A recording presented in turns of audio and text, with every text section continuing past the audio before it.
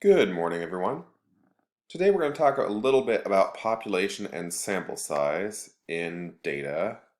But before we do that, there's one little thing we need to talk about based on yesterday's formative assessment, that little Google Forms assignment.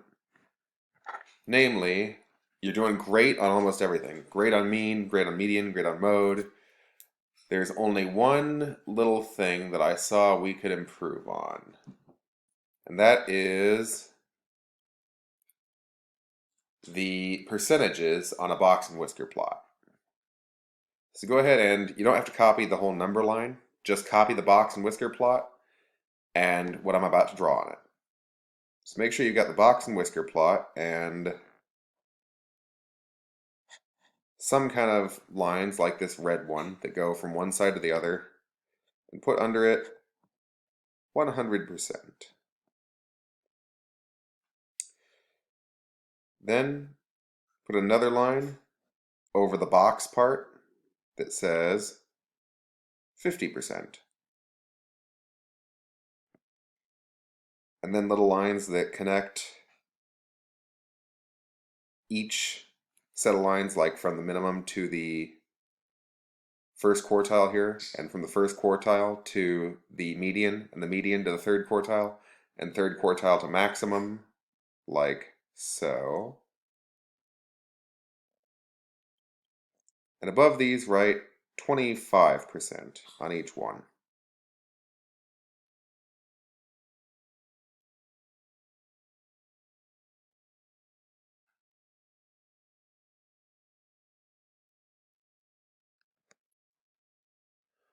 Now the reason I say to do this is because people missed some of the percentages, like from the first quartile to the third quartile.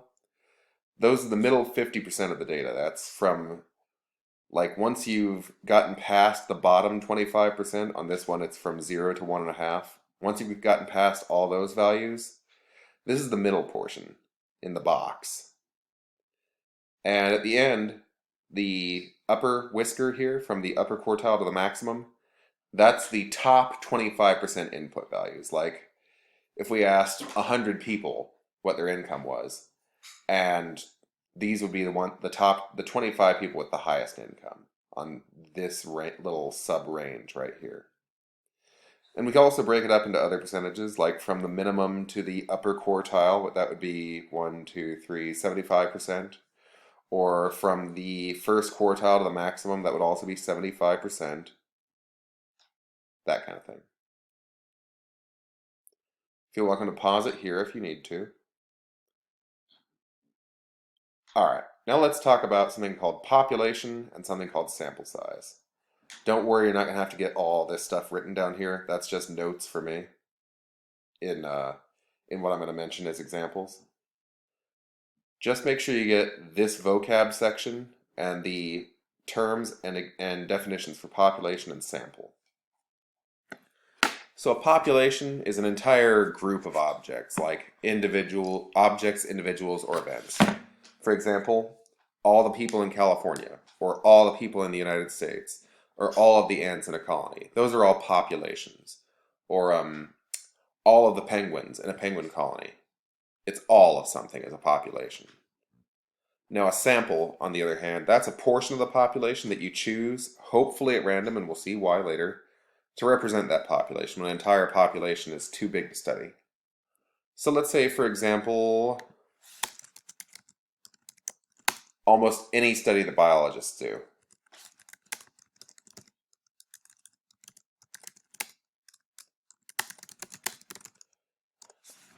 And let's say penguins. If there's a penguin population, and biologists think that about 100,000 penguins are in this giant penguin colony, they're not going to be able to study every single one of those penguins. And let's say that they want to know how wide their wing/flipper span is. Well, they're not going to grab all 100,000 penguins and measure their wing/flipper span. They're going to have to take just a portion of them, like they might take 100. Now, they're not going to want to take the penguins that are only on the outermost edges of the colony, because those might be, say, the smaller ones that can't muscle pet their way into the middle where it would be warmer. Not going to want to take only the ones from the middle, because those might be the biggest ones that could muscle their way into the middle where it would be warmer. They want to try to take them from randomly from different parts of the colony, if possible, because then they'll get the widest range of realistic values. Now make sure that you get random sampling versus bias sampling. Make sure that you get that sampling can be biased when someone purposely or accidentally does it, and questioning can be too. And we don't want bias. That's probably the end of what you need to write, but make sure you listen to the rest.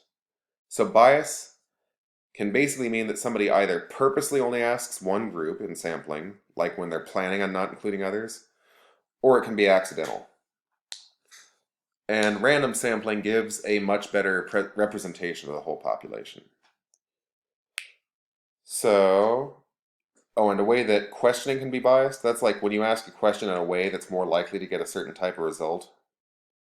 One example of biased questioning that we're hearing a lot these days is one news reporting company will say, COVID is on the rise. Do you think schools should reopen? And then usually people will say no. And then another news company will say, students are struggling with this distance learning. Do you think schools should reopen? And then usually they'll say yes. They think schools should reopen. And so for an example of bias sampling, let's say, for instance, the school needs to build a new classroom because we've got too many students to fit in our current classrooms. And they notice if they make the ceilings and doorways lower, they can use less building material and save money. So let's say they ask the 100 people with the smallest shoe sizes if they mind having lower ceilings and doorways. You think something might be wrong with that? I'll bet the people, well, pause it if you want to take a minute to think about it. Okay, now, I'll bet the people with the smallest shoe sizes are probably the shortest people too, and that they're less likely to bang their heads on these low doorways that we're talking about building, and less likely to feel sort of nervous having a ceiling only a foot over their head or so. Now, what if they change it and only ask the people with the largest shoe sizes? Well, they're probably going to be the tallest people, and they're probably going to say, no, I don't want lower ceilings and doorways, and they're not going to get a representative sample there either. So what could they do that could give them a better idea of what the whole school wants? Teachers, students, tall people, shorter people, people who are average height. Yeah, they'd probably have to choose people randomly, right? Now here's a real world example of accidental bias. That other one was pretty obvious that they'd be purposely getting a bias sample, but in 1936, there was a presidential election. It was Franklin Roosevelt versus a guy named Alf Landon. And there was this one magazine called Literary Digest, and they tried to predict the results of the 1936 election. And they wanted their sampling to be totally random. So what they did was, they looked in the phone book, they called random people. And they looked at auto registration, and they sent letters to random people that registered their cars. And the results of their survey showed that Alfred Landon, this guy, was going to win 57% to 43% against Franklin Roosevelt. Then the election came around, and Franklin Roosevelt won, and he won by a lot. He won by almost 61% to 36.5%. Their prediction was almost completely backwards. Now, the reason that happened, it seemed like a random sample, right? They just called people out of the phone book and sent letters to people who'd registered their cars. Back in 1936, that was definitely not random. In 1936, only if you were really rich could you afford a car or a telephone. So really, by picking random people with cars and phones, they were randomly calling they were getting a good sample of what rich people were going to vote for and a terrible sample of what the whole American population was going to go vote for. And that's why you want to have random sampling. Like I said, if the quote population they were concerned about was rich people in 1936, their polling was almost, their sample and their information was almost spot on. If their sample was the entire American public, they were way off. Thank you.